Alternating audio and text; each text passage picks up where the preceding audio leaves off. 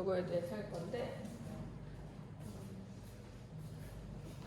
우리 몸이 어떻게 에너지를 얻고 움직이고 자라고 이럴까? 일단 먹잖아요. 이제 먹고 소화시키고 그 안에 있던 에너지를 세포까지 보내주고 세포에서 호흡하고 이렇게 해가지고 이제 몸에서 쓸 수 있는 에너지를 만들어내요. 그 과정을 뭐라 그래요? 이건 배웠죠? 물질대사. 물질대사, 우리 몸에서 일어나는 모든 화학 반응, 뭐 동화작용, 이화작용, 뭐 이런 거 다 합쳐서 물질대사 이렇게 얘기하고, 우리 몸에서는 물질대사를 통해서 에너지를 얻는 거죠. 그래서 먹고 소화시키는 거는 우리 세포 안에 필요한 영양소를 공급해주기 위한 기관의 일이에요. 기관이 하는 거야. 또 이제 미토콘드리아가 호흡할 때 산소 필요하다고 했잖아요. 그러니까 이제 포도당을 분해하는 게 이제 세포 호흡이라고 한다면, 그 산소를 또 공급해주는 기관은 어디 있어요? 기관, 폐. 일을 하는 기관, 하나의 어떤 형태를 띈 거. 그래서 이제 폐에 공기가 들어와서 산소가 들어오면 혈관을 타고 이동할 때 이제 적혈구가 부착시켜서 가는 거예요. 그래서 그런 과정을 통해서 포도당과 산소가 세포 안으로 들어가서 세포 호흡이 일어나는 거예요. 그러면 뭐가 생성돼? 에너지. 세포 호흡하고 나면 에너지가 생성이 되는 거죠. 그 에너지를 쓰기 위해서 이제 우리가 세포 호흡을 한다. 세포 호흡뿐만 아니라 다양한 물질 대사 작용이 우리 몸에서 일어나죠. 세포 호흡은 이화작용이라고 볼 수 있는데, 동화작용도 일어나요. 뭐 효소 만들고 호르몬 만들고 몸 만들고 그 만들어가는 과정, 단백질 합성하는 과정, 이게 일어나지 않아요? 이거 동화작용이죠. 이런 걸 다 합쳐서 우리는 물질 대사다 이렇게 얘기를 해요. 자, 그럼 물질 대사의 그 동화작용과 이화작용을 몇 가지 예로 들어볼 수 있는 거죠. 자, 목은 머리카락 만드는 세포죠. 목은 세포. 자, 여기서 머리카락을 만든다. 그러면 무슨 작용이에요? 동화작용이죠. 머리카락 성분은 뭐예요? 단백질이죠. 자, 이거 이제 우리 목은 세포에 있는 DNA상의 정보, 케라틴 만드는 정보에 따라서 착착착착 아미노산이 붙어서 머리카락 만들어지는 거예요. 자, 그러니까 이거 단백질이 합성되는 동화작용이죠. 자, 여기서 계속 머리카락만 만들지? 다른 건 안 만들겠죠? 그리고 만약에 이제 직모다 그러면 까만 머리카락만 나오잖아요. 직모. 곱슬머리다 그러면 곱슬머리의 형태가 머리카락이 계속 나오죠? 자, 그게 다 유전자에 있는 정보대로 단백질 합성되면서, 단백질은 우리 1년 때도 배웠잖아요. 입체 구조를 가지고 있다. 큰 입체 구조. 근데 그 입체 구조가 어떻게 생기냐에 따라서 직모가 되기도 하고, 좀 이렇게 단면이 약간 세모나게 되면서 찌그러진 건 이렇게 빙빙 돌면서 곱슬머리가 돼요. 좀 반곱슬도 있고 그 형태가 달라지는 거예요. 그래서 직모의 경우는 거의 둥근 단면을 가지고 있죠. 그래서 그게 유전자가 어떻게 돌연변이 되느냐, 또는 내가 어떤 거를 받았느냐에 따라서 머리카락 형태가 달라지는 거예요. 자, 그 다음에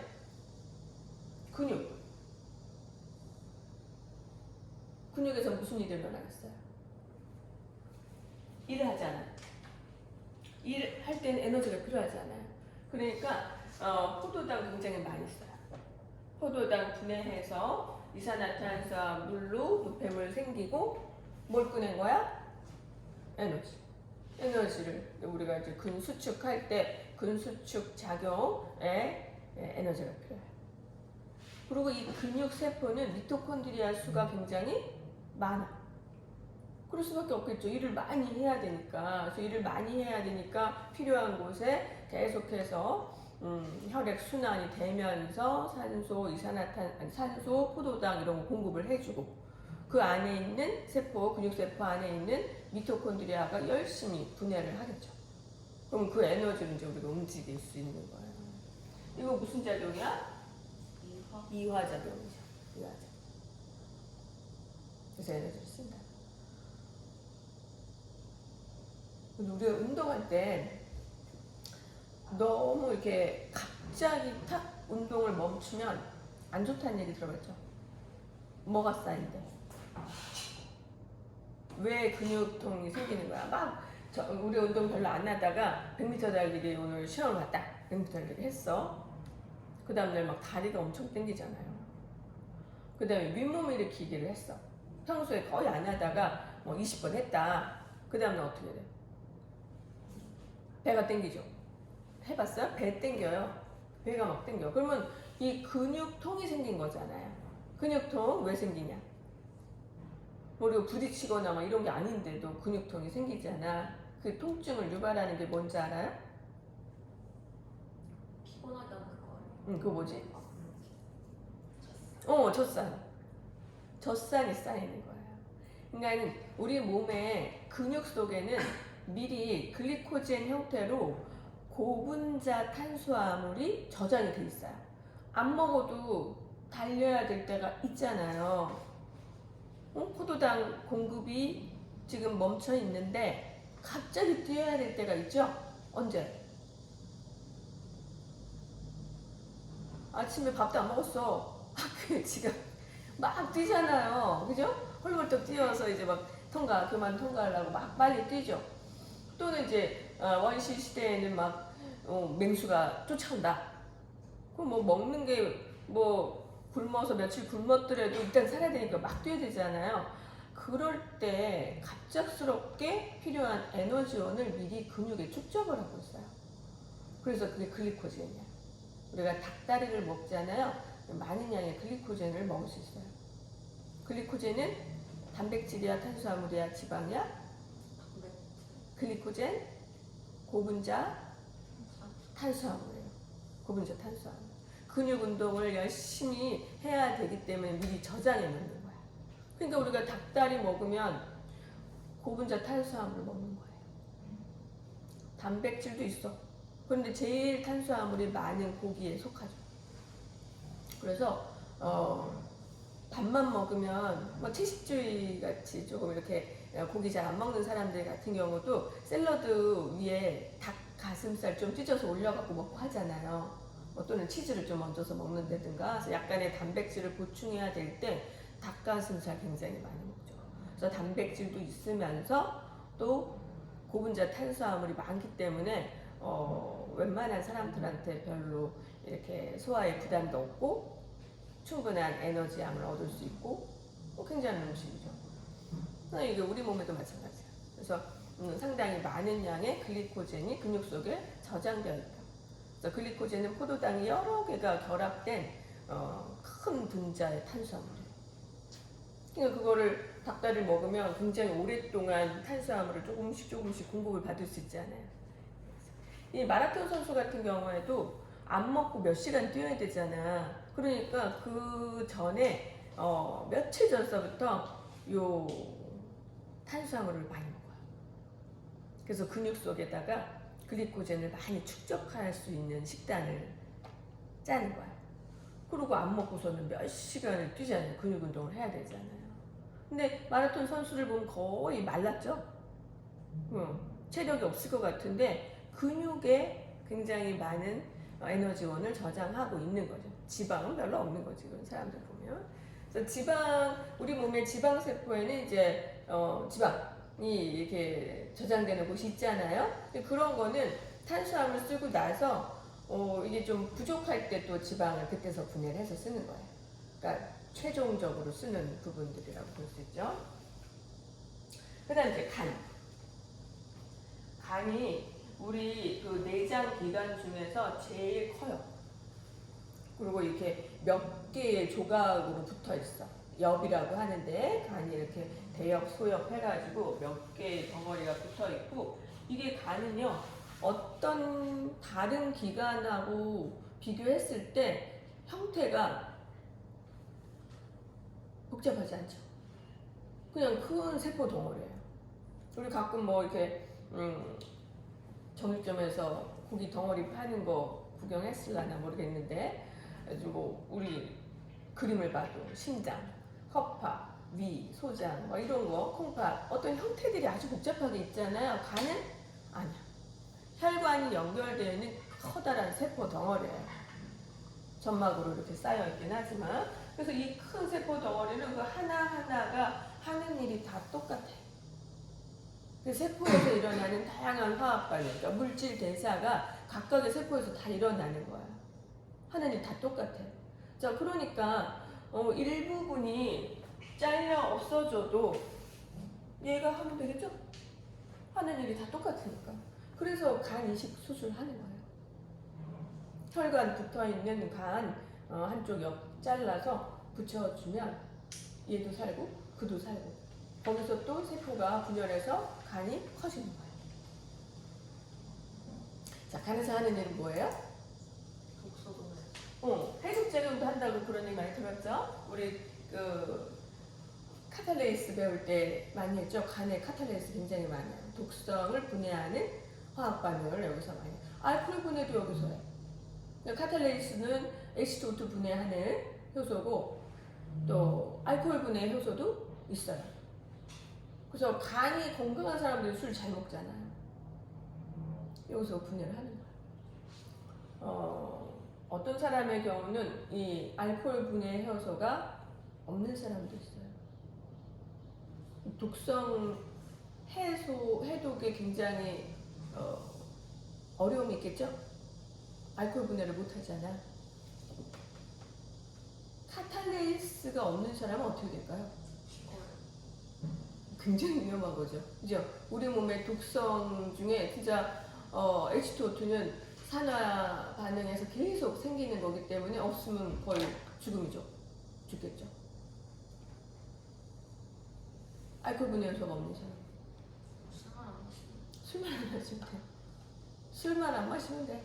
웬만해서 우리 몸에서 뭐 알코올이 막 생기거나 이러지 않으니까 좀 약간 생기긴 하긴 하지만 이런 그 술을 안 마시면 돼요. 알코올 분해 요소가 두 가지인데 하나가 돌연변이 돼서 결핍되는 사람이 있고 둘 다 결핍되는 사람들이 있는데 주변에 꽤 많아요. 그 이유가 뭐겠어요? 우리 지난 시간 그 적응과 진화하고도 좀 연결되는 얘기인데 없어도 잘 살아서 사니까 건강하니까 오히려 간 건강하고 알코올 분해 요소 두 개 다 있고 막 잘 만들어내고 이런 사람들 나는 끄떡없어 술 엄청 마셔 좋아해 그러다 결국은 소리 소문 없이 간이 망가지는 거죠. 그런데 어릴 때부터 술만 마시면 얼굴이 시뻘개지고 막 머리가 아프고 막 금방 골아 떨어지고 막 이런 사람들 있잖아요. 막 너무 불쾌해. 그럼 마실 수가 없잖아. 그러면 술자리 안 가게 되고 잘 안 마시게 되고 그러다 보면 결국 간 안 망가지겠죠. 그런 거예요. 그래서 잘 살아. 니네가 막 결혼한다고 할 때 술 잘 마시는 사람과 술 못 마시는 사람이 있다. 뭐 다른 조건이 비슷하다면 어떤 사람을 선택하겠어요? 안 마시는 사람? 뭐 사회생활할 때 술 좀 마시는 것도 남자는 괜찮은 것 같기도 하지만 건강을 위해서는 술 안 마시는 사람 괜찮잖아요. 건전하잖아요. 그래서 선택해서 결혼하고 자식 낳고 그럼 그 자식이 또 술 못 마시고 사회의 여러 가지 환경에 적응하는데 크게 불리하지 않으니까 점점점 그 돌연변이가 숫자적으로 많아진다. 는 거예요. 뭐 카탈레이스 만드는 효소 정보가 돌연변이 됐다면 그거는 바로 살 수 없는 상태가 되겠죠. 그래서 우리가 그 돌연변이라는 건 수시로 일어날 수 있는데 그 결과가 선택될 수도 있고 아주 그냥 치명적이어서 배제될 수도 있고 선택된 거는 어느 정도 수가 늘어나고 그 중에 우리 배운 거가 저거 있잖아요. 남모양 적혈구균이었지. 아프리카에 말라리아 창궐할 때 다 살아남는다. 그래서 오히려 말라리아에 걸리는 것보다 이 병 있는 사람이 더 유리한 거야. 거기 조건에서는. 그러니까는 그 아프리카 그 말라리아가 창궐하는 지역에는 이 사람들이 많다는 적응과 진화라는 점점 개체수가 늘어나요. 자, 간도 해독작용이 있어서 중요하고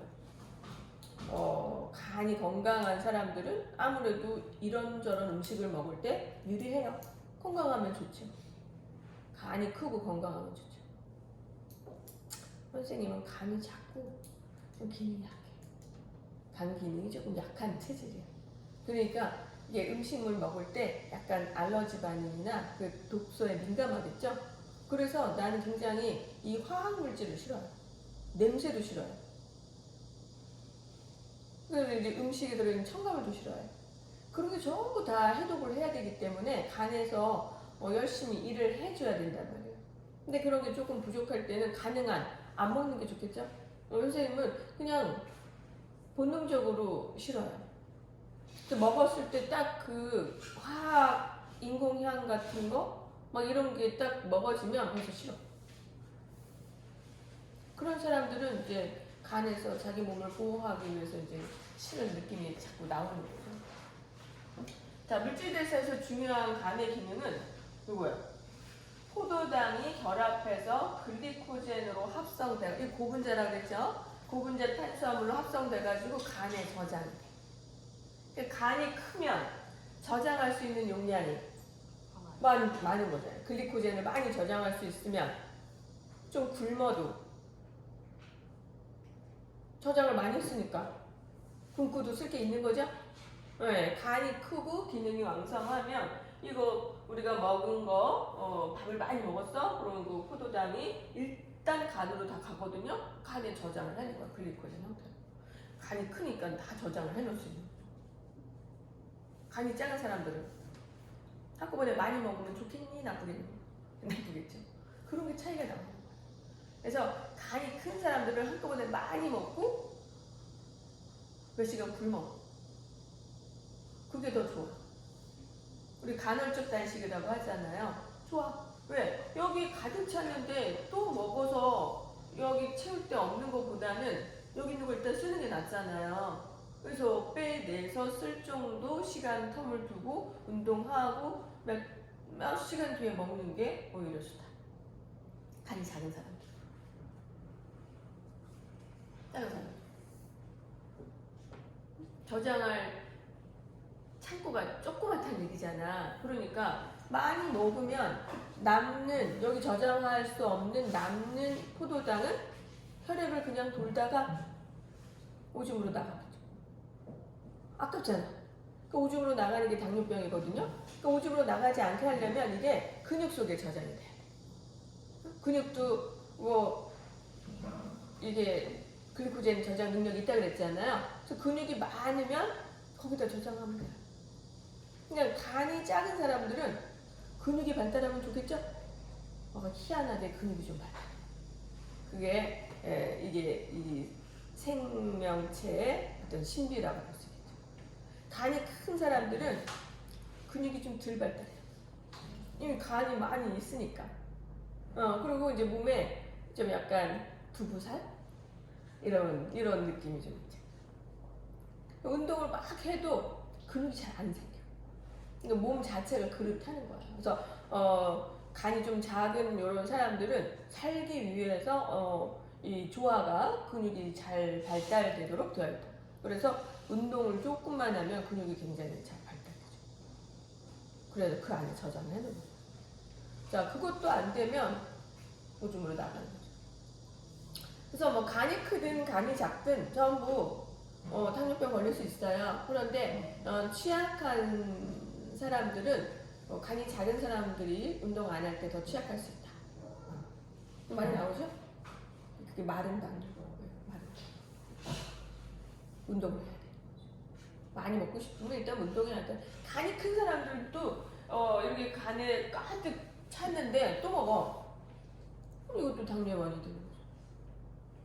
근육이 잘 저장도 안 되고 운동하긴 원래 싫어하고 이러다 보면 자꾸 이렇게 먹는 것만 탐닉하다 보면 역시 남는 포도당 밖으로 나가고 조절이 잘 안 될 거 아니에요.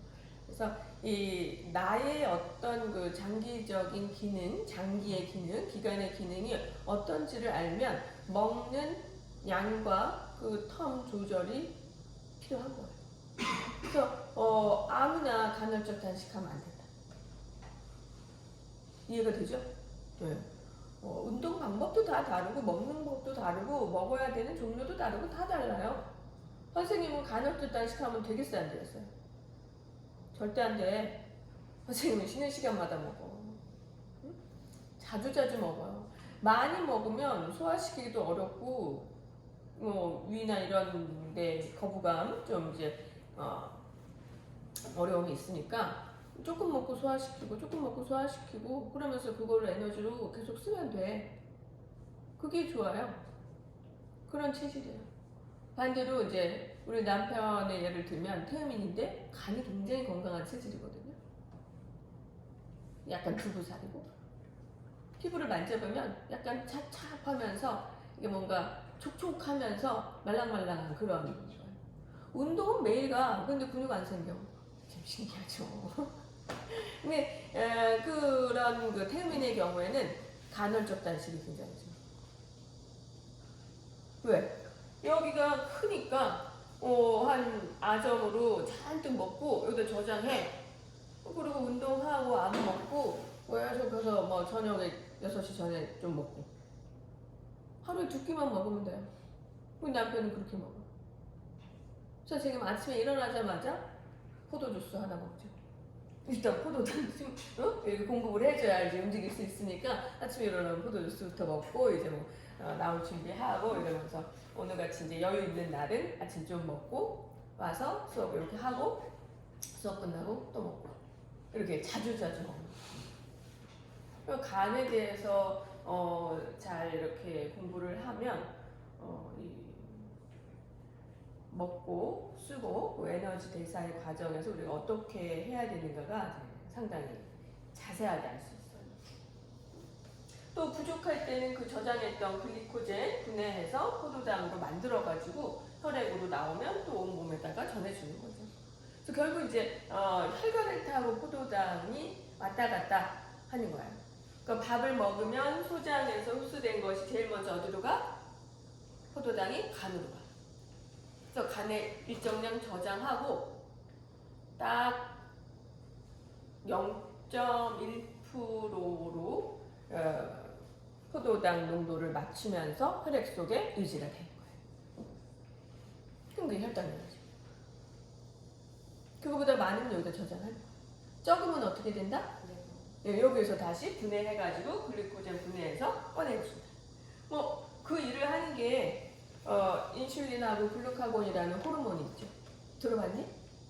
걔네들이 이제 서로 반대되는 작용을 하면서 여기다가 저장했다가 꺼냈다가 하는 거를 조절을 해줘요. 그러니까 우리 몸의 혈액 속에 포도당이 늘 일정한 상태로 유지할 수 있는 거, 인슐린, 글루카곤이 일하는 거, 또 간의 저장 용량. 요것이 이제 두 개가 합작해서 하는 거죠. 자, 인슐린, 글루카곤은 어디서 나와요? 이자에서 나와요. 이자에서 만들어져서 계속 공급이 돼. 자, 이자는 호르몬인 이 인슐린, 글루카곤도 만드는 기관이지만 소화효소가 다 만들어지는 기관이잖아요. 그래서 소화효소든 이런 인슐린, 글루카곤 같은 호르몬이든 전부 단백질성 성분이죠. 여기에서 여러 분자의 아미노산이 계속 결합하면서 소화효소, 호르몬 이런 단백질을 합성하는 일을 열심히 하겠죠. 그래서 주로 동화작용이 일어난다. 이자 안에서. 그래서 계속 분비하는 거예요. 그래서 소화액은 관을 통해서 이제 이 소장 쪽으로 분비가 되고 호르몬인 글루카곤과 인슐린은 혈액을 타고 운반해서 온 몸에 퍼졌다가 작용을 하는 거예요. 간에서도 작용하고 세포에도 작용하고 세포에도 이제 포도당 집어넣으려면 인슐린이 작용을 하는 거예요. 인슐린이 세포 하나하나마다 일을 다 하는 거죠. 자, 포도당을 세포 안에 집어넣었어. 그러면 포도당을 세포가 쓰면 또 집어넣을 수 있겠죠? 거기도 마찬가지야. 안 쓰면 나 아직도 많아 포도당 이렇게 될 거 아니에요. 그지? 그러니까 안 들어갈 거 아니야. 자, 그럼 간에도 꽉 찼어. 세포에서도 안 써. 이러면 그 남는 잉여 포도당이 혈액 속에 계속 남아있겠죠. 그게 문제가 생깁니다. 혈액이 끈적해지고 그런 상태가 심해지면 혈관병에 걸리겠죠. 혈압도 높아지겠죠? 그죠, 그죠.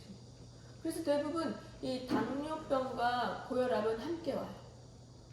이게 다른 병이 아니에요. 대사 이상 병인 거예요. 어? 대사 이상 증후군. 이해가 되죠? 우리가 성인병이라고 보통은 얘기하지만 요즘은 20대나 막 젊은 애들도 많이 걸린다고 하잖아요. 그 이유가 이 먹는 것에 대한 조절이 좀 안 되기 때문이죠.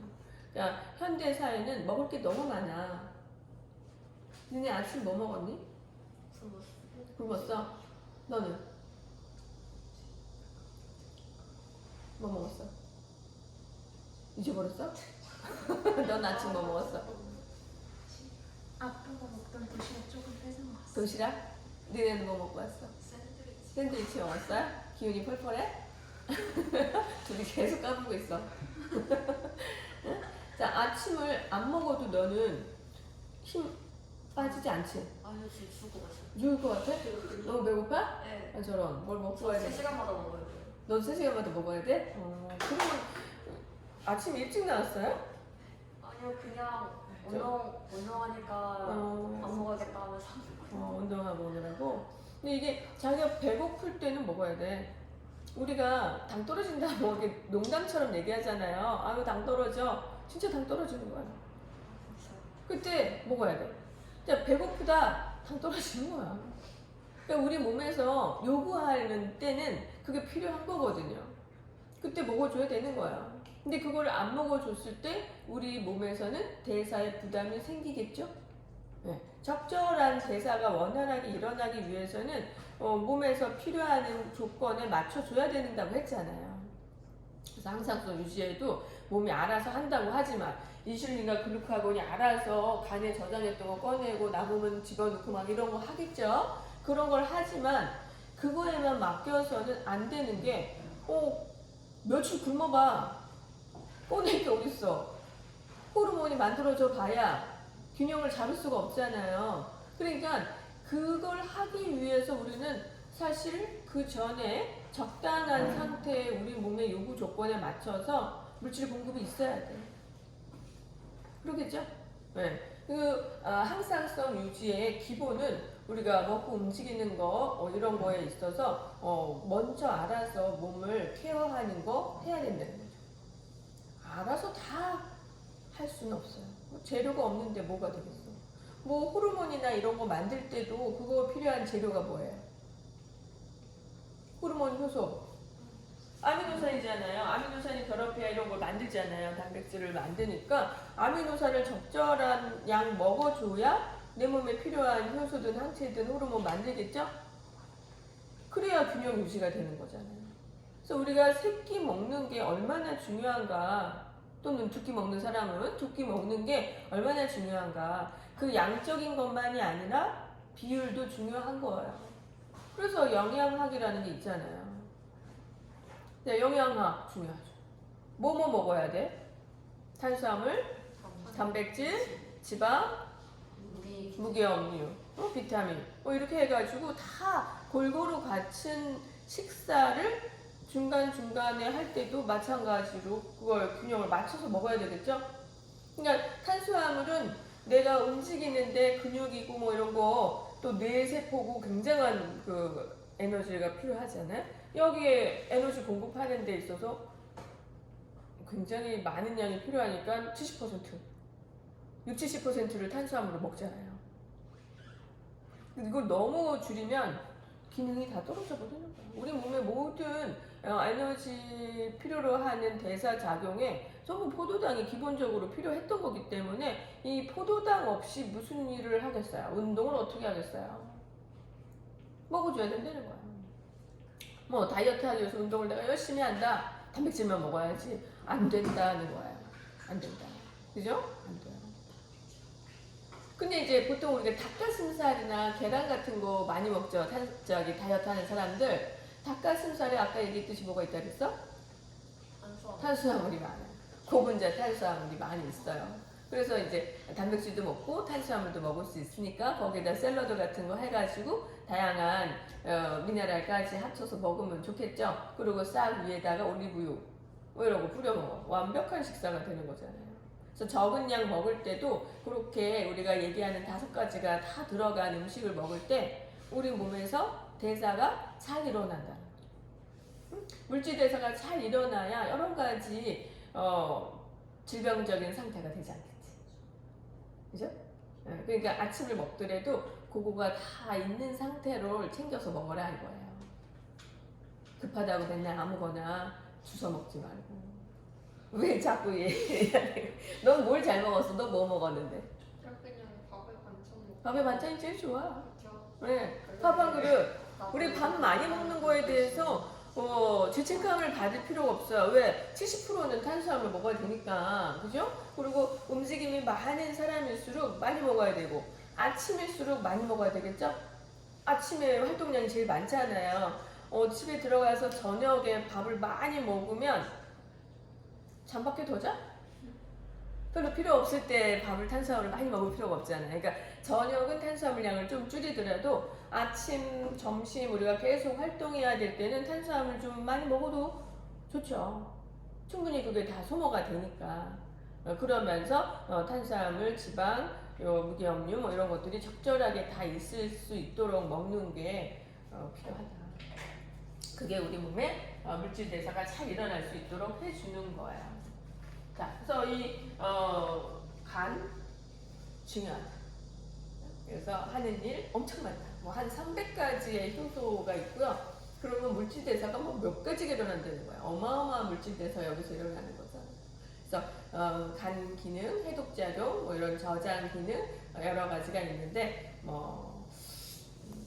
지금 이제 저장 기능을 얘기를 했을 때 우리가 이제 체질 얘기를 조금씩 중간에 섞으니까 선생님 같이 태양이는 간이 가장 작고 마른 체질이에요. 그 대신 이제 근육 쪽으로 많이 저장이 될 수 있겠죠.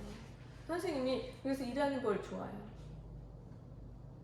먹는 것보다 일하는 게 더 재밌어. 그래가지고 막 이렇게 뭘 먹어야지 배고프니까 뭘 먹어야지 하다가 일이 보이면 일어나서 일을 하는 스타일이에요. 뭐 특히 이제 정원이나 이런 꽃 가꾸거나 화분 가꾸거나 이럴 때는 그게 굉장히 급해. 그래서 막 그거 일을 하는데 시간을 먼저 쓰다 보면 막 배가 고파지겠죠?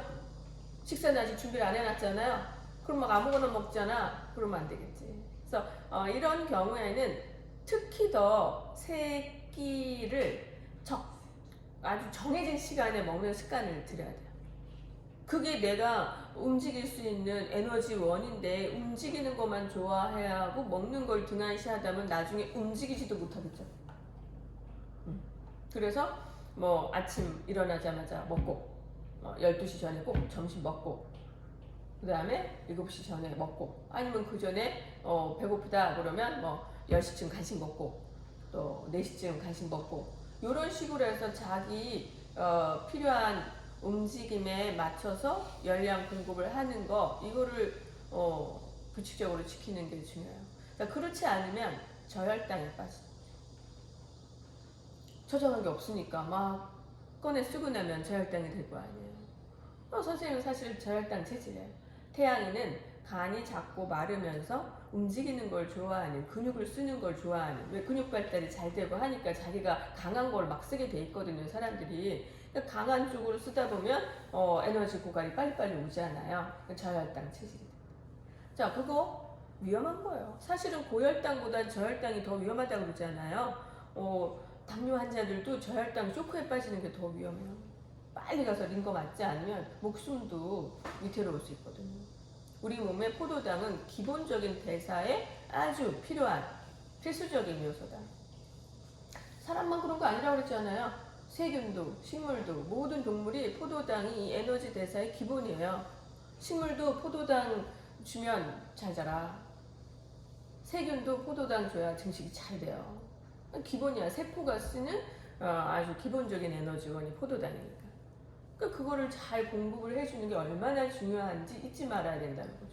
특히 이렇게 당이 빨리 떨어지는 체질은 그거를 공급을 끊이지 않게 해줘야죠. 선생님은 그래서 그거를 포도주스를 선택했어요. 포도주스 중간중간에 간식처럼도 먹고 아침에도 먹고. 이게 포도당 먹는 것보다는 다양한 미네랄이 들어있으니까 더 좋을 거 아니야. 포도 자체 착즙 주스 같은 거 많이 나오잖아요. 그래서 이 드링크류에 그래서 포도당 다 들어있어요. 없는 거 없어. 음료수에 포도당 다 들어있어요. 피곤하다, 뭐 음료수 한 잔 마신다, 에너지 드링크 다 포도당 들어있어요. 우리는 그러면서 포도당 먹는 거에 대해서 막 금기시하고 탄수화물 많이 먹으면 안 된다고 막 이러잖아요. 그런데 다 들어있어요. 바카스도 들어있고 막 다 들어있어. 그런 거는 금기시하지 않으면서 밥 많이 먹는다고 야단 맞으면 안 되겠죠? 밥은 오히려 섬유소도 있고 탄수화물도 있지만 단백질, 지방도 다 들어있는 굉장히 완전 식품이에요. 밥은 그리고 혈당도 천천히 올려. 밥 많이 먹는 게 이런 드링크 먹는 것보다 훨씬 좋은 거죠. 순간적으로 포도당 오르는 게 아니니까. 자, 어쨌든 순간적으로라도 포도당 올려서 저혈당이 안 되는 게 더 안전한 거예요. 그래서 선생님은 아침에 일어나면 포도주스를 반포 정도 먹고 그 전에 물 마시지만 물 마시고 이러면서 하루를 시작을 하는 거죠. 그러니까 외국 사람들 보면 이제 특히 서양 사람들, 영국이고 미국 사람들 중에 이제 식전에 뭐 마셔요? 만찬을 한다. 저녁 같은 경우에 식전에 에피타이저. 뭘 마시냐고. 와인 마시잖아. 포도 주잖아요. 포도. 그거를 조금씩 먹으면서 빵도 좀 뜯어 먹고 나중에 샐러드 나오면 샐러드를 잔뜩 먹고 그 다음에 고기 먹고 또 그렇게 먹은 다음에 나중에 뭐라 그래. 디저트도 먹잖아요. 자, 이렇게 한참 동안 먹는데 건강하잖아. 그러니까 그 사람들이 그러니까 영국 같은 경우 이제 서양 여러 나라에 이제 막 많이 이주하고 살고 미국에도 굉장히 많이 가 샀잖아요. 이 영국 사람들은 섬나라 사람이에요. 그러니까 태양인이 많아. 태양인들은 좀 이렇게 바닥 체질이거든요. 그래서 이 사람들 자체가 간이 작아요. 마르고. 사실은 고기 안 먹어야 돼. 고기가 이제 간을 좀 말리는 특징이 있거든요. 그런데 고기를 막 먹는데도 건강하게 꽤 사는 이유가 이렇게 먹는 그 시스템이 고기를 좀 먹어도 그거를 상쇄할 만큼 포도 주스서부터 야채서부터 이렇게 나중에 단 디저트까지 포도당을 상당히 많이 섭취하는 그런 음식 문화를 가지고 있는 거죠. 그러니까 이 고기 같은 거 먹으려면 포도주스나 포도주나 이런 거 같이 먹으면 좋겠죠? 그래서 애들도 먹잖아요. 웰치스. 외국에 이렇게 만찬하고 점심 때 이렇게 먹는 거 보면 어른들은 포도주 먹고 애들은 웰치스 먹어. 건강하잖아요. 그 체질이 많이 모여 살기 때문에 그들의 식사 문화는 병 안 걸리게끔 그거에 잘 맞춰서 오랜 시간 식문화가 발달된 거죠. 우리는 태양인이 그렇게 많지 않아. 자, 우리는 일단 기다려. 응? 식사 모임이 있어. 그럼 일단 기다려. 그래가지고 반찬이고 밥이고 일단 상에다 다 차려. 그 전에 안 먹어요. 자, 다 차렸어요. 와서 먹으세요 하면 딱 와가지고 그때부터 먹잖아요. 그 전에 배고프면 진짜 쓰러질 것 하겠죠. 근데 외국 문화는 그렇지 않잖아. 일단 포도주부터 좀 먹고 왔다 갔다 얘기를 하다가 빵 일단 갖다 놓고 그 빵 좀 뜯어 먹다가 또 이제 본격적으로 앉아. 그러면 그때부터 스프 좀 먹고 다 소화되기 쉬운 거잖아요. 스프 다 끓여가지고 거의 이제 멀건 스프 좀 먹고 그런 다음에 샐러드를 먹어요. 일단 당을 채워. 배고픈 상태를 놔두지 않고 당을 살짝 채워. 그런 다음에 이제 샐러드를 먹으면 이거는 좀 소화되고 이제 당을 올리는 데는 약간 방해작용이 되는 거겠잖아요. 그러니까 야채 많이 먹어. 그 다음서부터 천천히 막 당을 채워도 되는 거야. 장에서 먹은 대로 순서대로 이렇게 소화가 되니까. 마지막에 디저트 같은 거 단 거 먹어도 맨 뒤에 먹었으니까 천천히 당을 올리는 거죠. 소화되기 힘든 이런 야채 같은 거를 먼저 막 채워서 먹고. 그래서 그런 식의 식사 그 순서가 상당히 좋아요. 우리가 먹을 때도 좀 그런 습관을 들이면 되죠. 밥을 좀 나중에 먹고 야채 같은 거 먼저 먹고 이렇게 해서 밥을 나중에 먹고 그렇게 순서대로 먹었으면 나중에 식혜 한 그릇 먹고 좀 달달하게 뭐 먹고 이제 과일 몇 조각 먹고 떡도 먹어. 어른들은 식후에 떡 먹잖아요. 그래도 되는 거예요. 우리가 탄수화물 먹는 거에 대해서 죄책감 가질 필요가 없다. 탄수화물은 죄가 없어요.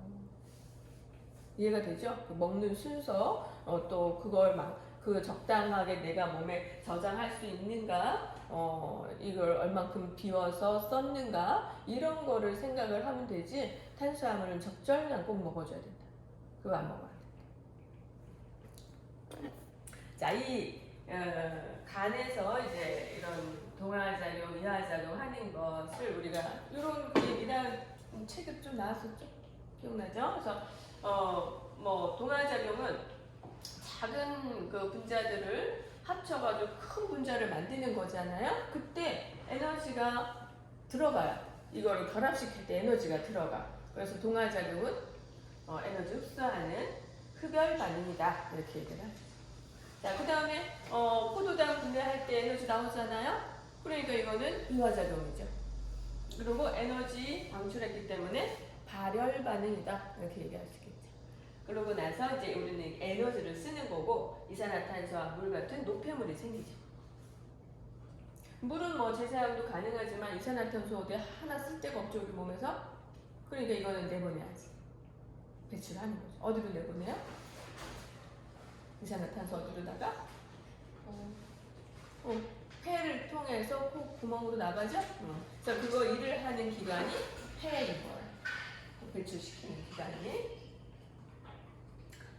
요 그림 한번 봅시다. 여기서 보시면 이제 세포가 나오는데 세포 안으로 아까 포도당 넣어줘야 되겠죠? 혈관이 적혈구가 막 움직이는데 산소도 넣어줘야 되겠죠? 그래서 적혈구가 산소 운반하고 인슐린이 포도당 가지고 와서 문 열어라 이렇게 한단 말이에요. 그러면 열어줘. 그러면 들어오는 거야. 자, 그럼 포도당하고 산소가 들어왔어요. 그러면 지금 우리 처음에 세포의 기원에 대해서 얘기했지만 이 세포는 현기성, 환경을 좋아해. 산소 필요 없어. 근데 포도당은 써야지. 에너지 원이니까. 세균들은 그래가지고 요 안에 그 포도당이 들어오잖아요. 그러면 일부만 쓸 수 있어요. 완전 분해가 안 돼. 그 발효 같은 작용이 일어난다 그랬잖아요. 그러면 중간 산물이 남아. 그럼 그냥 포도당만 쓰고 중간 산물 남기고 포도당만 쓰고 중간 산물 남기고 요런 정도만 하는데 우리가 그 중간 산물을 상당히 많은데 이용해서 음식 문화가 있죠. 뭐 술 만드는 것도 그거예요. 효모 알죠? 요거는 세균은 아니지만 진핵생물인데 거의 구조가 효모같이 단순한 단세포예요. 얘가 산소 있어도 살지만 산소 없으면 이런 발효가 일어나요. 알코올 발효 효소를 가지고 있어요. 알코올 발효만 해. 산소 없으면 무산소 호흡을 하는 거죠. 그래가지고 포도당을 살짝 분해해서 에너지 쓰고 알코올 남기고 포도당 살짝 쓰고 에너지 쓰고 알코올 남기고 그래가지고 결국 술이 되는 거야. 알코올에도 그러니까 에너지가 있어 없어?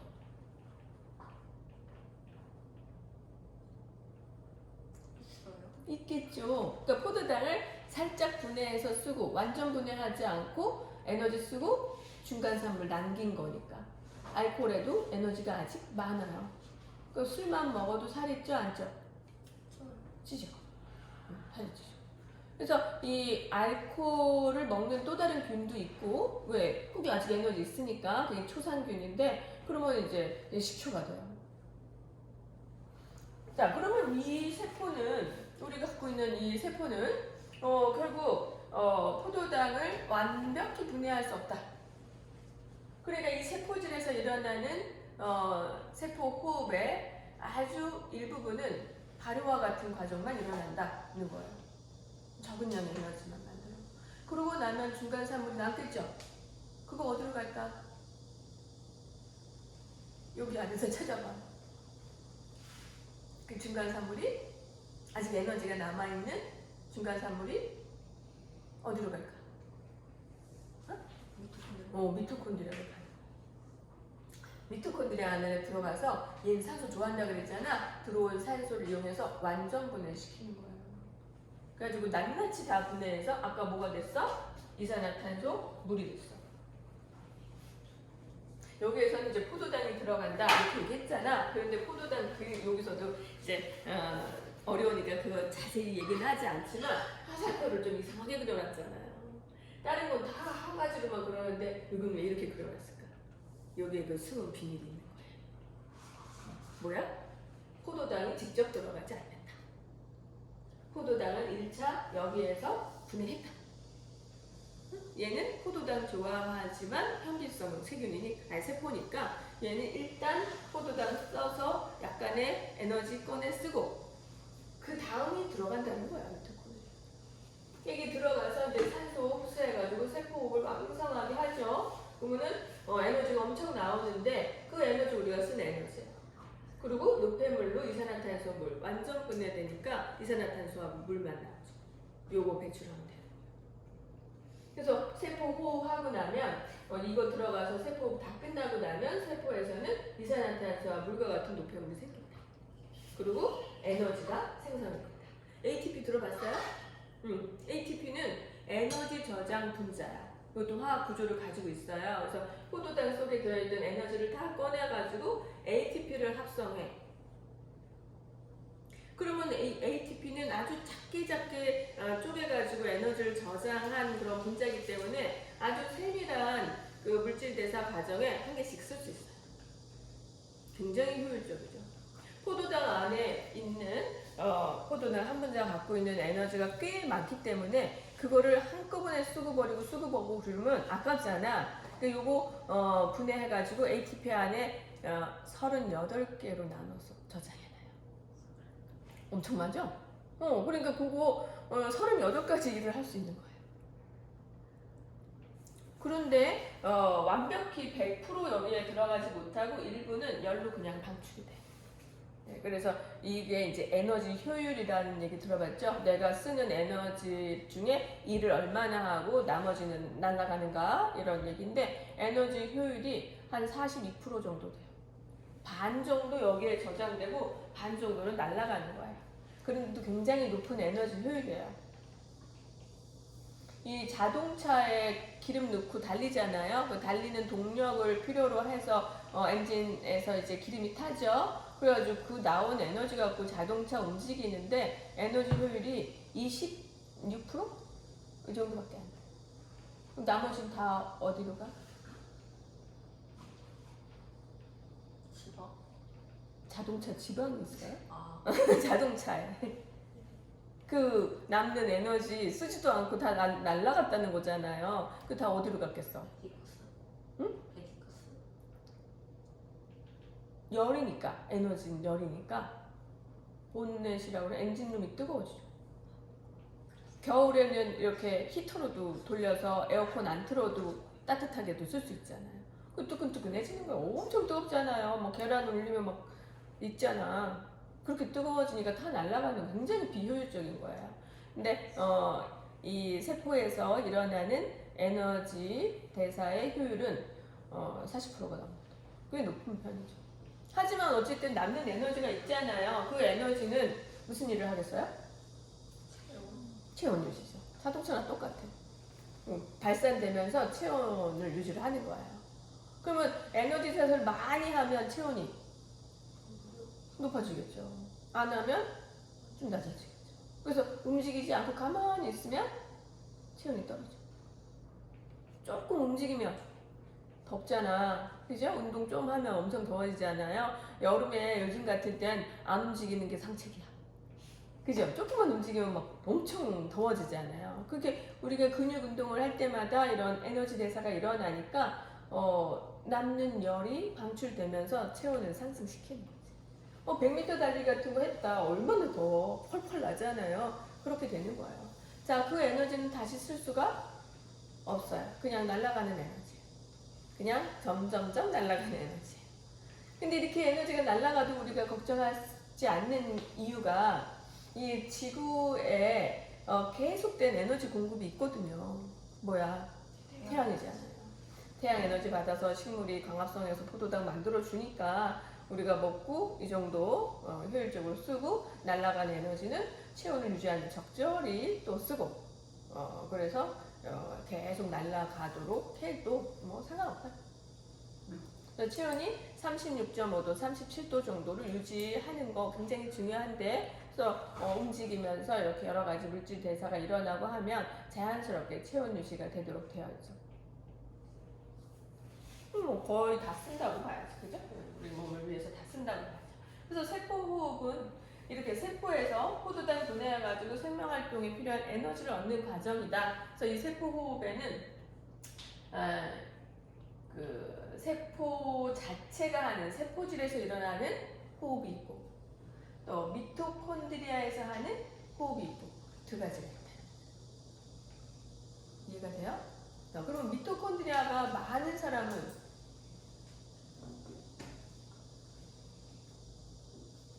포도당 소모가 크겠죠. 그래서 사람마다 에너지 소모량이 다르다는 거야. 또 근육 세포에 미토콘드리아가 더 많다 그랬잖아요. 그럼 근육량이 많으면 에너지 소모가 크다. 그러면 사람에 따라서 에너지 소모량이 다르겠죠? 자, 선생님 태양인인데 뭐 근육 없어 보이긴 하지만 지방 대비 근육량이 많아요? 그러면 에너지 소모량이 크겠죠? 발열량도 많겠죠? 그러니까 살이 안 찌. 지금 나이가 드니까 조금 찌긴 하더라. 대사율이 좀 떨어지는데 그럼 살이 좀 안 찌는 체질이 되는 거예요. 반대로 근육량이 적어. 몸 전체의 비율에 비해서 근육량 적어. 그 대신 그런 사람들은 간이 크다고 했어요. 자, 그런 사람들은 피부 온도가 낮아요. 근육량이 적으니까 평상시에 에너지 소모량이 적어요. 그러니까 체온도 낮아요. 자, 우리 남편 태음이라고 했잖아요. 달라. 여름에 내 손 거기다 갖다 턱 얹잖아요. 그러면 왜 이렇게 손이 뜨거워? 막 이렇게 하는 거예요. 피부가 차가워. 발열이 잘 안 돼요. 에너지 소모량이 적어요. 그런데 먹는 거에 대해서 관심은 커요. 참, 세상은 불공평하죠? 나는 자주 먹어야 되는데 먹는 거에 대한 관심이 적어. 근육이 발달이 되니까 이제 근육 움직이는 게 더 재밌어. 근데 우리 남편은 움직이는 게 딱 싫어. 그래서 근육 발달이 잘 안 되고 하니까 움직이는 거 딱 싫어. 먹는 거는 관심이 굉장히 많아요. 나는 일하다 끊는 거 너무 싫어. 일단 다 하고서 뭘 먹고 싶어. 근데 우리 남편은 먹는 거 끊는 거 되게 싫어.